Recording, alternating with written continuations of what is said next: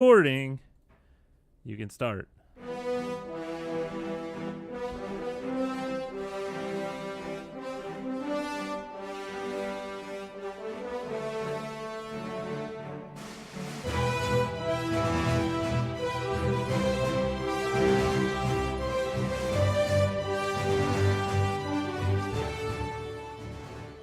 Hey guys, welcome to Stuck in Beta. I said the right show this time. My name is Greg, and with me is Josh. And that is all, just one Josh. I wonder if the other Josh is going to listen at all. You think he will? I don't know about that. From his current position? I don't know if he's position. What do you Yeah. mean? What do you mean there? Well, what are you he said talking he had about? stomach issues. Oh, he's got to go potty. What? Oh, no, I shouldn't have said that. TMI. You still got the music playing there. Really? Yeah. Oh, okay. I'll turn it off here. So, new intro pitch. Hey, all you movers and shakers out there, we are Stuck in Beta, and this is our fresh podcast. That's nice. Like the way that sounds. Okay, we have a show today. Man, there was this little game, which It's a big game, Greg. Oh, the big game? That's Yeah. what they call it? Yeah. So, what did you think of the big game? So the Super Bowl was so bad. It was so boring. What? The only highlight was for me is I sat there and watched the entire game with my three boys. That was cool. And we ordered pizza and wings. We had some burgers. We had some soda. Oh, man, going all out. Yeah, I spoiled them. Well, I had to bribe them, to hang out with me. They're teenagers, after Like- all. I'll get these sodas and stuff like that, Yeah, Oh. but it was cool. They watched pretty much the whole game with me. They were kind of like on their phones, as was I. Well, Chatting with you and everyone else. And Well, gosh, I it was so boring. I actually kind of wish I was in the room with you so I could, instead of commenting live, you had Virtually, to hear it a few seconds later, Yeah, but it was man. Everything about it was bad. The game was bad. The commercials were bad this year. Like there was nothing that exciting. The halftime show was just absolutely awful. Maybe we're just getting too old and we're losing touch. I don't know, but man, it immediately after the halftime show or during the halftime show, I opened up Twitter and just searched hashtag halftime, and it was just getting blown up. No one was happy. It was awful. I mean, Maroon 5 is I'm sure they have a huge audience, mostly females, which is fine. There's nothing wrong with that, but I wouldn't say that they're a horrible band, but No. he was flat. He did not sound good. Adam Levine's a stupid judge on The Voice, so he's got to know a little bit about singing and stuff. I mean, I guess it's probably hard, on that stage or whatever, to be like live and everything, but I don't know. And just what his stage presence is just like. Oh, ugh. he stripped down and then he man, it was started humping the air. It was Little strip show for everyone. Maybe I'm a little too conservative, but I was like, this is like families are watching. This is Nipplegate all over again. Yeah. If we're gonna see something, I mean, let's have Janet Jackson back up there. Caleb's talking about SpongeBob. yeah. What? I don't even understand why. So he knows more about it than I do, but apparently there was some sort of like a, what would you call it, like a poll or like a signature write-in where they had like a bunch of people said that they wanted to have this like SpongeBob routine. And it's from an old, SpongeBob commercial, or cartoon, but where they there's like a symphony and everything, and it's like I can't remember what it's called. Caleb can comment, but they teased it. They had like a little bit of it, and then it cut away. Yeah. Do you remember seeing that part? Yeah, I remember seeing that. I'm like, what? I don't understand. What's going on? There's a whole lot. Like that's the very beginning of the clip, but then they didn't play the rest of it. Oh. They just teased it, and they didn't play anything else. Well, I found so. You got Adam Levine, they're singing their songs or whatever, and I didn't think he sounded so good. Then this rapper, what the heck was his name? Sick Was one of them sicko or something? Or? No. Oh, geez. Well, we should know these We're things. Anyway, old guys. Yeah. Maybe kids know about it because we're old. My kids didn't recognize the name, but I don't think they were impressed. So he comes out, and I don't know how popular he is, but this would be a big stage to gain your popularity. You know, you're a musician. Travis Scott. There you go. Thank you, Caleb. He comes out, and probably the first thing he says is something vulgar because they cut away. They cut away about. It seemed like 3 minutes, but it was probably about 15 seconds. They did that about 3 times, though. Yeah, there was all that dialogue that was just cut, you know. And then that was about the time we're like, what is this hot garbage? Well, I just imagined, like, I couldn't understand a word that he was saying. Not a word. But if like the guy who was responsible of doing the editing, he probably listened to that song, like you know, they have to, I'm sure they have rehearsal and they have to submit like what they're going to do and plans for everything. So he probably was listening to that, and I would imagine, and I haven't looked into it or anything, but I would imagine that you would think the Super Bowl would say, okay, you have to censor yourself. But maybe I just imagine the guy sitting there with like his finger on the button and not being able to understand what the guy's saying. And he's like, click. Yeah. It's just it sounded like and it's just a 15-second, you know. Too bad. He was saying something about his buddy Chuck, but he's like, what? Yeah, it was bad. But one thing that I just got around to watching part of yesterday that was really good, and I was kicking myself that I forgot all about it, was on Saturday night, the Foo Fighters had a concert, and it was in Atlanta. It's called Super Saturday Night. Yeah, they should have been halftime. Yeah. act. But they played a 2.5-hour concert. Oh, my. I just started watching it yesterday. It is really, really good. You've never seen them, have you? No, I haven't, no. And that's one of the things that Dave Grohl, it's kind of funny. He's like such a super cool guy, like stage presence, front man, and everything. Great. And he's saying, can you believe this? Almost 25 years Foo Fighters have been together. You know, he's like carrying on, and then he says, show of hands. Who has not seen us live? And, you know, it's a huge crowd, but, you know, there's people putting their hands up, of course. And he's like, really? Come on. It's been 25 years, people. I'm going to have to say that he did do that at the show I went to also. Really? Oh. But one thing, which, you know, it's still funny, but another thing he did. So the first time, obviously, when Dave Grohl is in St. Louis, it was with Nirvana, and it was back in 91 at Mississippi Nights, which is no longer around anymore. Well, he goes, how many of you saw me here in 91 at Mississippi Nights? And like all these people start cheering. He goes, you guys are a bunch of liars. Yeah. He's like, that only fit like 300 people. There's not that. Yeah. So yeah, man, in my opinion, they are the best rock band going right now. I mean, they are just huge, and they just don't seem like they're slowing down. And I mean, they put on a really good show. I've only seen it on, on video. I've never seen them live yet, but you saw him live, and he was in the wheelchair when he broke his leg. Yeah, that was funny. He had a big old throne built for him. It was and I'm pretty sure they're coming. I think so. Yeah. Because I was talking to Jeff, too, about this, that he would want to, my brother, he would want to go to the show, too. Man, there's a lot. I want to see that. I want to see, Kiss is coming. And, you know, it's one of those things, I've never seen them, and when is the next chance you're ever going to do it? But Molly said the same thing with Elton John, so I probably couldn't get her to go to Kiss. We didn't go to Elton John. Yeah, Kiss, I don't know. They don't do anything for me. I guess you just hate the theatrical. Yeah, I do. A little bit. Gene Simmons. Yep. Yeah. So, did you take a trip to Fitz's? Oh yeah, I mean this was just a quick thing.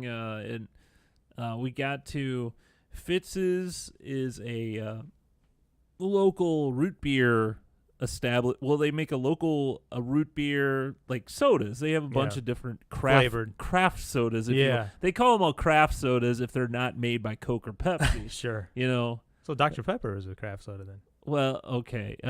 There's a few others in there. I wouldn't call RC Cola. Well, that's OG craft. That's OG. That's the OG craft. That's like the Sam Adams. If there was a craft beer, Royal Crown, man, Royal Crown, RC Cola. So anyway, Fitz's makes famous for root beer, but they have like black cherry soda, orange cream. They have all sorts of stuff. They have a restaurant. They have one in U City, which is their original location, and now they have one closer to us, and it's actually close to where I work. So it's like about a few minutes down the road from me where I work. So I met Molly and Millie, my wife and daughter. For those of you new to the show. Yeah. We went there for lunch and had a very enjoyable time. I wish I could have gotten, because they have these giant floats. You get like this mug of root beer or whatever soda, and they have probably about 4 scoops of ice cream on top of that, and they look pretty amazing, Yeah. But I'm like, I just ate lunch. I don't know if I could do that too, That sounds good. But I've never been there. I'd like to check it out. Yeah. Probably lunchtime is the best time to go right now, because we tried to go there a couple weekends ago on a Friday night, and it was like an hour and a half wait. So, but yeah, and it's just their soft opening. They don't even have the sign up or anything yet. It's I think they said their grand opening is in March. So, good stuff, good food, cool, good fun. So this story popped up yesterday. Do you ever have these stories that just like randomly pop up to like Google notifies you like, hey, this is a new story? Yeah, like, yeah. You get an alert on your phone or whatever. I love the Google News feature. Sometimes it's like, I don't know why it's sending me certain things, but this one had to do with baseball. So I guess, I was looking at baseball stuff recently, but I don't know if you heard this story or not, but the news just came out yesterday that a 79-year-old woman was killed by a foul ball at a Dodgers game back in August. Wow. And this was kind of weird to me. There was like many things about the story that were kind of weird, where one was that the news is just now coming out here in February. So I guess the coroner took that long to come to the conclusion, which how hard is it to come to that? She gets hit and then she dies later that day. I don't know. But anyway. It could have been something else. The other thing that was weird was it was on AOL, was who reported it. I didn't even know AOL was still around. Yeah. What are they? They're the news outlet, the internet news outlet now. They're kind of like Yahoo, where they don't really have their own identity anymore. Right, yeah. It's like, what do you go here for? Well, this has always been my homepage, so it still is. It's my email address. But this it's kind of a sad story. The lady, she got hit by a foul ball. She was sitting in the stands, and there was like no reports of her being like distracted. They said she was not on her phone, which I thought was kind of rude. Like people on their phones are the ones that are getting hit by foul balls. But I mean, I don't know how she was distracted, but they said that this is the third documented case of somebody being killed at a major league game by getting hit by a foul ball. And third in, 150 years or whatever. That's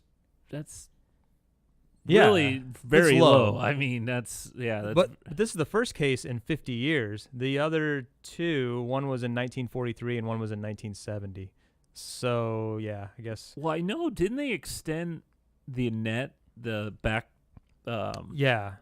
I thought they extended it to the bases, didn't they? I don't know where they are right now, but in this story they were talking about one of the things that they're looking at is like in Japan, the net goes all the way to the foul pole. Oh my gosh. Yeah, that's crazy. Yeah. Could you imagine not even getting a foul ball? Yeah.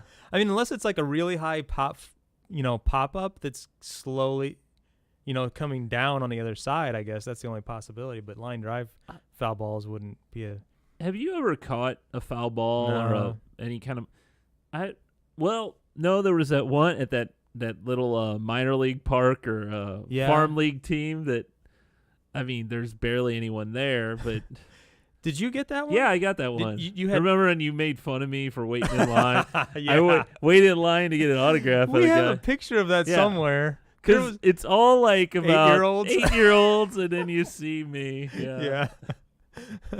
Oh, like, thank you. It reminded me of the Jim Carrey when he's checking out in Ace Ventura when he's trying to get the find out if someone's missing a stone from their ring. So he's seeing all the dolphins, and he goes to get an autograph, and he's got like the biggest smirk waiting in line. Right. Yeah. Oh, Caleb funny caught a stuff. foul ball. Hey, how about Yeah. that? I know he's had a chance to have some really good seats with his grandma. See, right behind home plate. I never really. It seems like anytime we have decent seats, I'm like, oh yeah, we're gonna get a foul ball. Mm-hmm. No, nothing ever comes our way. I one of my most embarrassing moments, and it was only embarrassing. Nobody else really noticed or paid much attention, but years ago, I had I don't remember if it was at the old Busch Stadium or what, but we had a Cardinals game, and with Caleb's grandma, we had she'd gotten us in those, like, what are they called, like the seats, the box seats, or what, what are they The suites? Suites, yeah. Yeah. And they're not super high. They're kind of like that middle ring, or at least they were in the old stadium. Yeah. And they had those girls that go on the dugout, and they would shoot the Fredbird girls or whatever. Yeah. Team Fredbird. They would shoot those t-shirts up, but they would be like in a little ball. Yeah. They shot one up at me, and I went to catch it, and it just like hit off my hands and fell down to the crowd below. It was so embarrassing. Well, it was like, oh my gosh, it's coming right to me. Yeah, that never happens. I've been right behind the dugout, and but I understand they're gonna throw it to the t-shirts and stuff to the little kids that are near. They're not gonna. Well, they were probably trying to shoot it to one of your kids or whatever. And you got in front of them. Yeah. And missed. I got it. I'll get it for you, boys. Step aside. Dad's got this. Oh, shoot. Did you see a curve? You saw a curve, right? I dropped my pen. So, speaking of baseball, which we don't talk about baseball. We don't talk about sports much on this show. This is we've Super Bowl. We are basically ESPN hey, the radio Blues are right doing here. great. Yeah, right so now. right now Won they 3 are. in a row again. That's good stuff. I knew they won last night. I'm sorry I didn't know everything. Yeah. But there's all these proposed new rules for MLB this year, and I don't know if any of these are gonna pass for the 2019 season. But one of the big ones is a 3-batter minimum for pitchers, meaning they can't just bring in a batter For those days when the weather ignores your plans. Of course. Sorry, guys. Stupid. Yeah, there's always ads and videos on everything. So they can't just bring a guy in to face one batter and then take him out, get a new pitcher. For the situational lefty on lefty. Yeah. Or whatever. Yeah. And, that happens so often. And do those pitchers just blow out their arm as hard as they can on that one batter that they can't face two other batters? So, no, but I mean, it's usually just a strategy. Yeah, I get it's a strategy, but a lot of that I find that I don't know if it actually works, because you'll see a pitcher who's hot, and they'll go, well, he's done over 100 pitches. We got to get him out of here, you know? And then they bring in some reliever who has not been pitching. He's warmed up in the bullpen, but they bring him in, and then pitches, boom, home run. Right. And you're like, son of a, I don't know. That seems like an odd rule to me. Like, why would you start taking out the rule? I mean, it just feels like you're like changing the rules of the game. They want to speed up the game. That's what they really want to do. Yeah. I mean, obviously it's a rule change, but it just seems like you're really messing with the integrity of the game at that point. Well, speaking of messing with the integrity, they're saying a universal designated hitter is another one on the list. What does that mean exactly? So basically, American League has that now. Mm-hmm. National League would also have. Oh, okay. Yeah. I'm not so for designate. I'm a National League. I like the Cardinals. I like National League teams. That's who I grew up watching. I feel that every other player can swing a bat too. You know.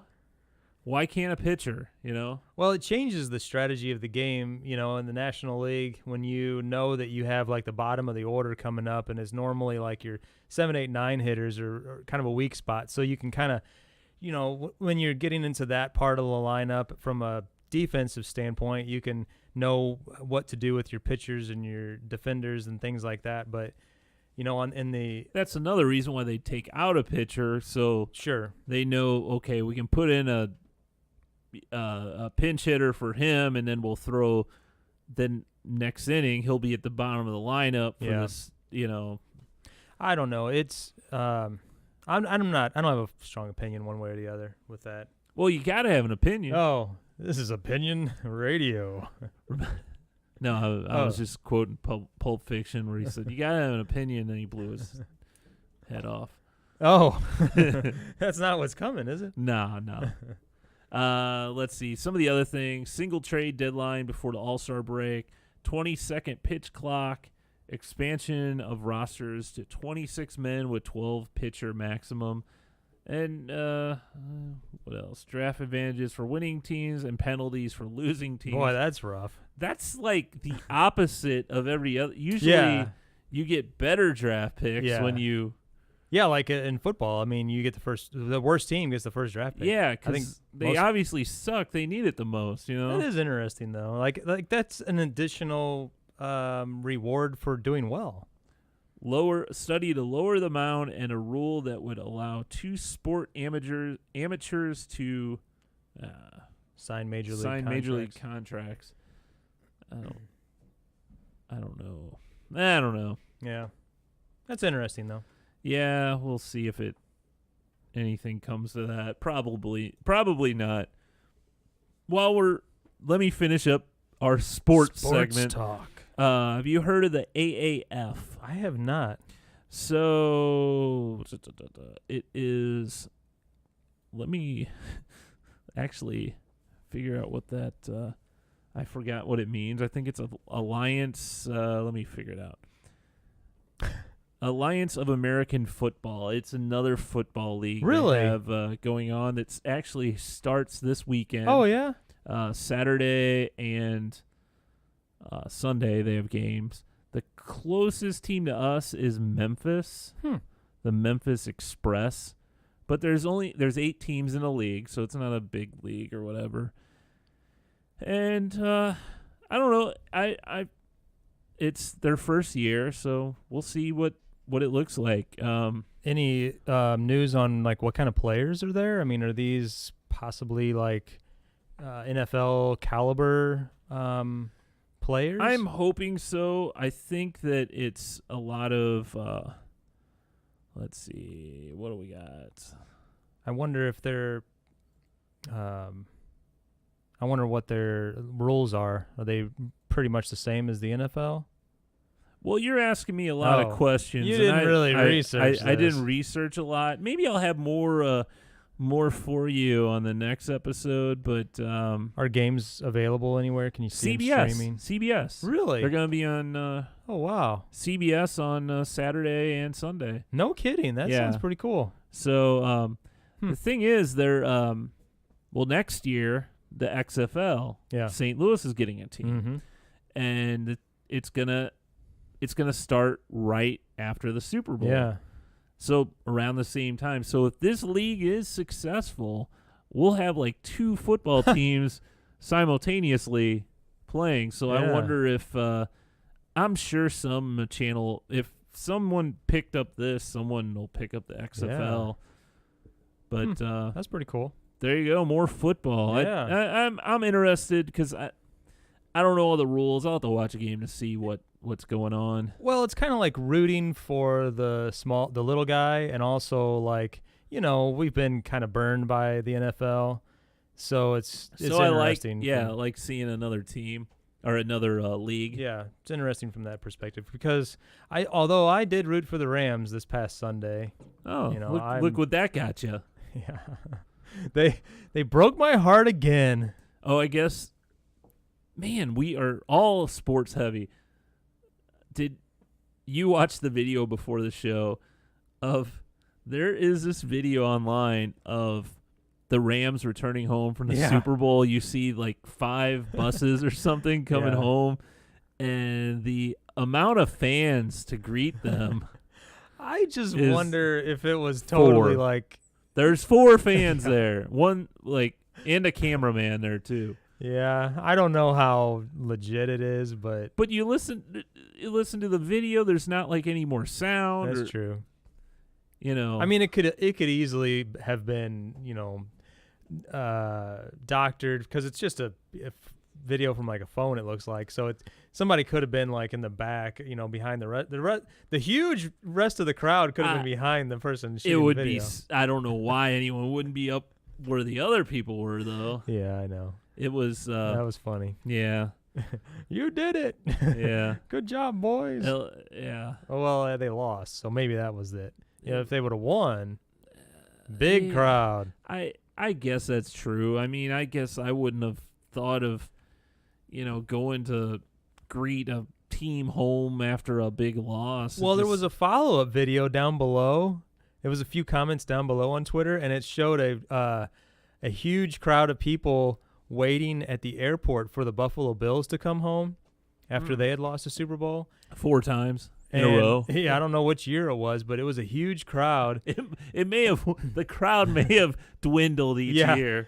But they said it was like 2 a.m. and it was like 5 degrees outside. I mean, it was just awful conditions, and there was a huge crowd of people. Huh. So well, that was the 90s. Yeah. People had less to do. They That's didn't have right. the internet. I mean, That's what are true. you going to do? That's true. What are you going to do? Yep. Oh, boy. You want to try some snacky snacks? I would love to. Let's see what we got. I messed that up.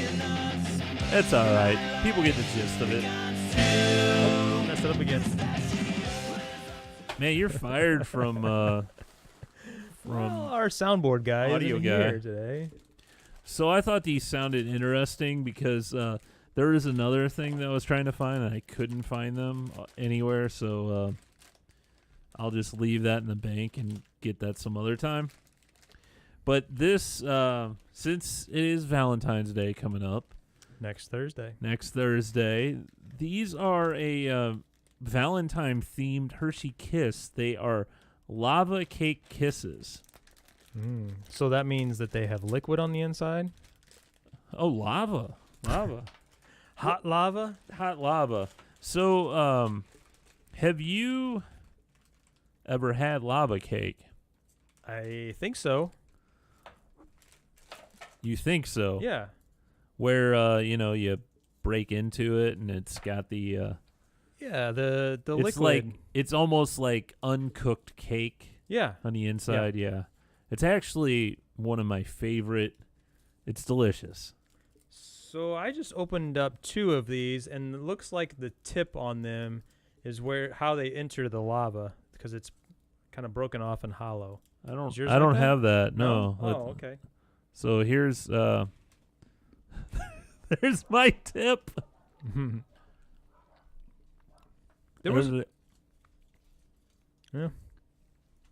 Yeah. Just tastes like a kiss to me. Yeah. Nothing special. It's good. Chocolate. There was a story recently on the local news regarding kisses where they said that they were getting a lot of complaints about the tip of the kiss because they're supposed to be They're supposed to be kind of curled, right? Like more. I never knew that. Well, anyway, they were getting a lot more of them broken. So, like, no one wants a broken tip.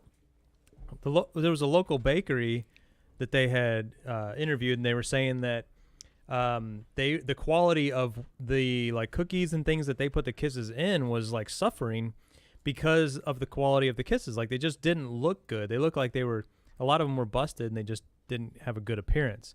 So evidently Hershey's has corrected that issue. Well, thank God. Well, I don't know. Mine is broken. I got a broken tip. See, I opened up 2, and they weren't. I got to say, these are really good. They're good, but like they have, okay, like you said, they're very they pretty much taste like a milk chocolate kiss. yeah. The inside's a little softer. Oh, yeah. It's definitely softer, but I think it would have been better if they had a slightly different flavor on the inside. Like I think dark it's a little sweeter, though. Yeah. I don't know. They're Maybe. good. I could probably polish off that whole thing if I That whole was bag. asked to. I mean, no one's really asking me, hey, can you do that? Greg, can you polish off this bag? Sure. What else we got here? So 80s cheese. Oh, I just found this interesting. You shop at Aldi's, right? Mm-hmm. You say Aldi, not Aldi's, because Aldi's isn't a thing, right? That's a good question. Well, if you're talking about the things that they have, you say that's Aldi's chips or Aldi's soda or Aldi's beer, right? I mean, it's their beer, their chips. I suppose so. They have 80s music-themed cheeses. I haven't seen that. So they have all these different cheeses, and they have, like, it almost looks like a record label. Like the one, it looks like Guns N' Roses, but it's 2 cows, and one has a slash, the hat on. Mm-hmm. Sweet Cheddar of Mine. Then there's Billy Goat is My Lover. Girls Just Want to Have Fontina.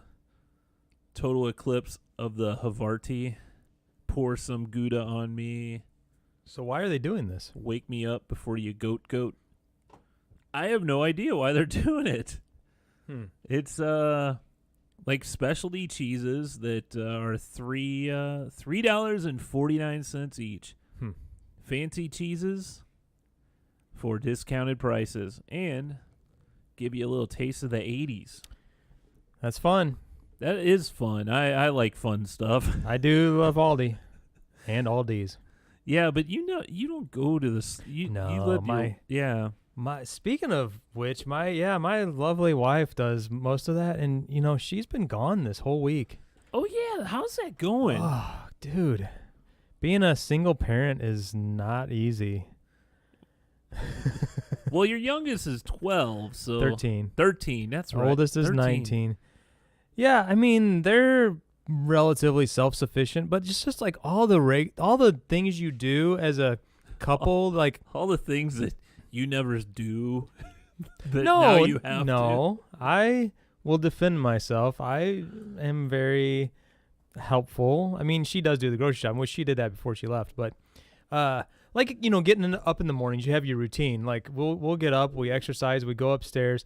I start making the coffee, feed the dog. She unloads the dishwasher. She'll do like whatever else needs to be done, and then I'm making breakfast for the boys. But like to get up and like have to do like all that stuff. Well, I know. I'm looking forward to her coming home. And then it is so hard for me to sleep by myself now. Really? Oh my God. All night long, I feel like I'm not even asleep. You need someone to spoon you? Well, it's the number one. I've noticed a huge difference in like just the body heat because it's cold in here. Oh my gosh, I'm freezing. I cannot get warm. I've never had that problem. Lori puts off a lot of heat, I guess. I don't know. Molly's like the center of the sun, so. And yeah, I just can't get comfortable. We have our certain positions and everything, and I'm like laying there, and I'm like, what do I do with my hand? She knows what I'm talking about. You don't have extra pillows or? I do. I haven't tried that. She'll be home tomorrow. Thank God. Oh man. I thought it was longer than 4 nights. Oh, I thought it was longer than that. No, she left Sunday morning. She'll be back tomorrow night. But yeah, it's been, and then just like the evening stuff, you know, I mean, you're just doing all the stuff, making the dinner, cleaning up, and you know, everything in between. I mean, it's just constant going. It's, phew. Yeah, I wore out. I've always said when Molly and I have talked. I mean, you have 4 kids. We have 1. Yeah. I mean, she is an infant, but like I've said many times to Molly, how do single parents do this? Yeah. I cannot imagine doing this on my own. There's so much, you know, that goes into it. Well, like the other day, I was like, we have 3 dogs too, which doesn't help the situation. And when you bring them inside, especially after you've had all this snow and then nice weather and rain, they got disgusting muddy paws. So throwing them in the bathtub, trying to wash them off, the same time Millie's trying to crawl into the bathroom, and she closes the door. So I'm doing one with one hand, and so yeah, fun times. I'm so glad Molly's around. It's hard. I know. So, do you want to go to our top 5? What are we doing for a top 5? Did we say the? I don't think we ever completely. Were we doing the high school bands? Yeah, let's do it. Did you come up with a list? I do have a list. Let me pull it up here. I'm gonna have to wing this like other Josh did last week. I gotta find where it is. We need some top 5 music. Oh yeah. There you go. Is that it? Top 5. So, okay.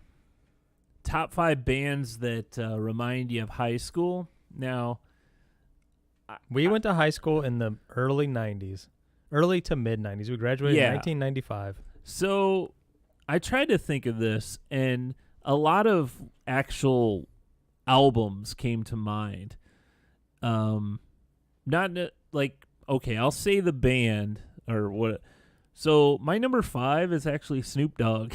Oh, yeah? Because the album Doggy Style, I must have listened to, 1,000 times and in high school, and then since then, like, you know, 1,000,000 times. Mm-hmm. But that album, I could recite everything in it. And it just reminds me of high school because I remember driving around with my cousin Mike. He went to school with us for like a year while we were in high school. And I remember driving around the flood of 93 around here in St. Louis. And there were so many rivers. We had to go around different areas to get places because so many roads were closed, and I just remember listening to that album. Takes you back to the detoured routes of flood of 93. It takes me back. It does. Huh. So, yeah.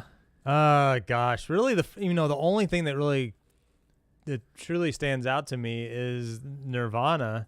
And the interesting thing about that is I never even owned that album. Was it Nevermind? I didn't own that until years later.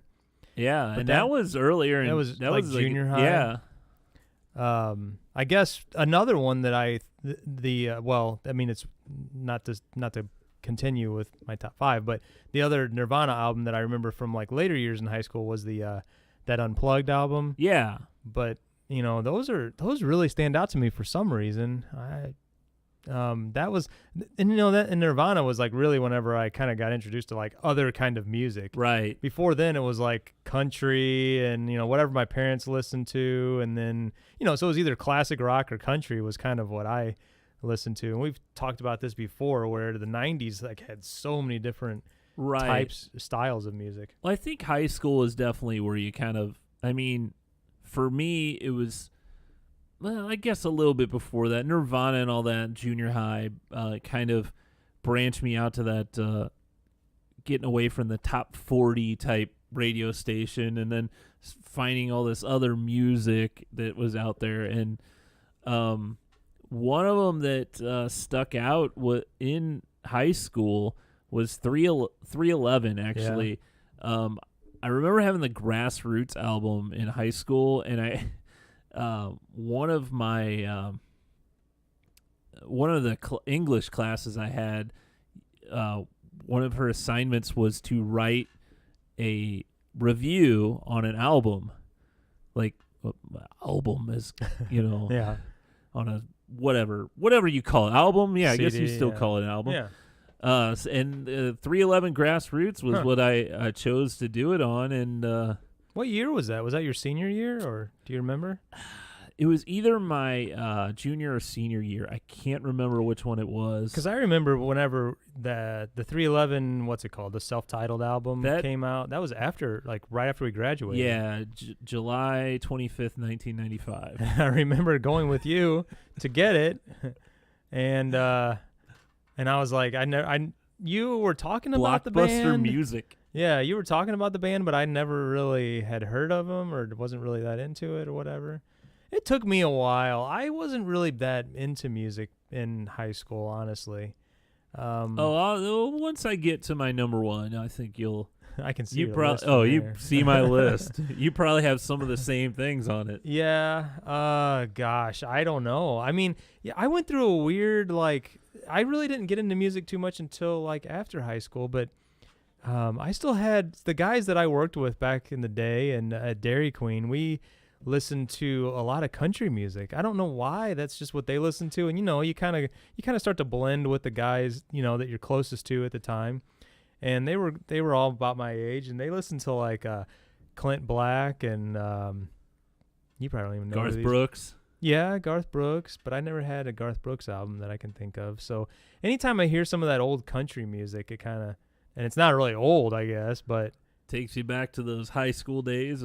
Yeah, it does. Yeah, running the ice cream machine. Yeah, 93, 94. Yeah. I have a lot of I'm trying to figure out this order while I'm going.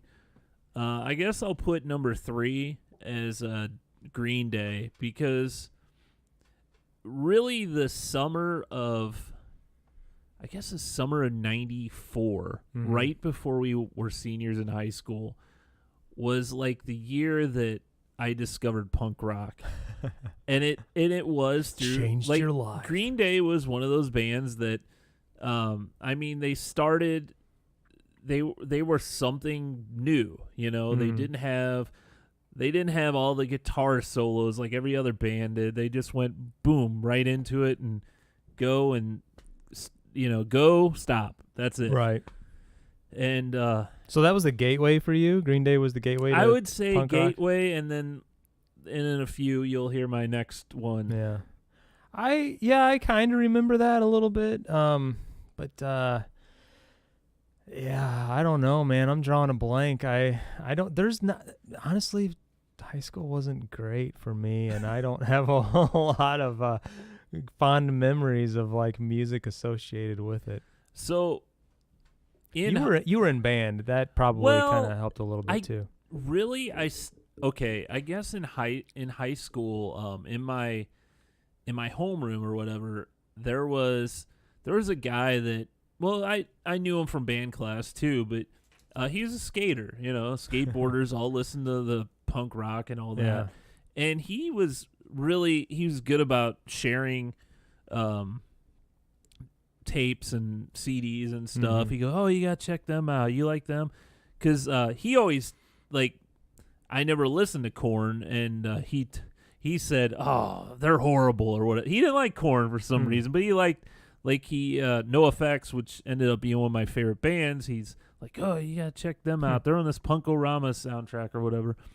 But one of the bands, I guess I'll put them at my number 2, is actually The Offspring.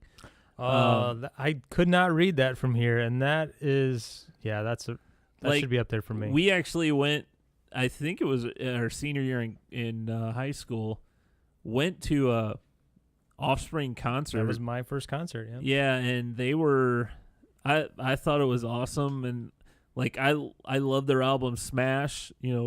Keep Them Separated was huge, and then I went back and bought the Ignition album, and we liked that too. And I remember having both of those on cassette and listening to them in your little Mazda pickup truck with your one speaker. Yeah.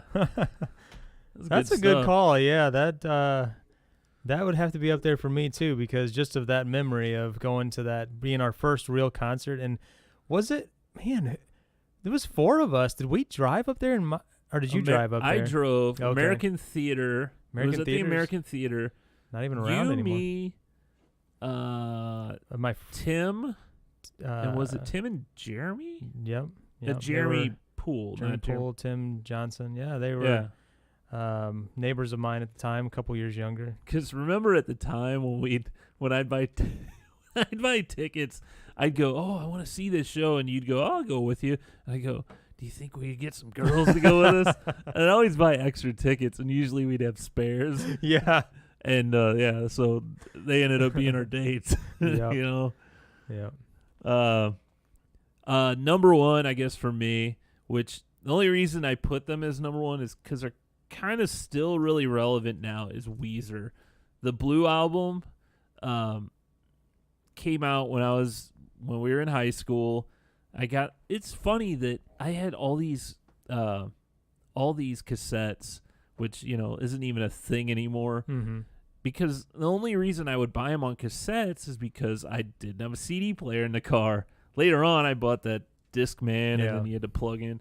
But and I think having a cassette player, actually had you listen to the entire album instead of just like a CD. You just skip into, oh, this is the good track. The radio song, yeah. But Weezer, I would say, are probably one of the number one that remind me of high school. Yeah, that's a good list. So I also had Smashing Pumpkins and They Might Be Giants on the list too as runner-ups. Honorable mentions. Honorable mentions, yeah. That's good. So anyway, I think we're going to have to put the show to an end early today. We got some things to do. I got kids to go get. You got things to go get. We didn't really have much else. We saw the Netflix. I saw the Netflix Ted Bundy show. Ted Bundy show. It's not like Love and Marriage. The Ted Bundy show.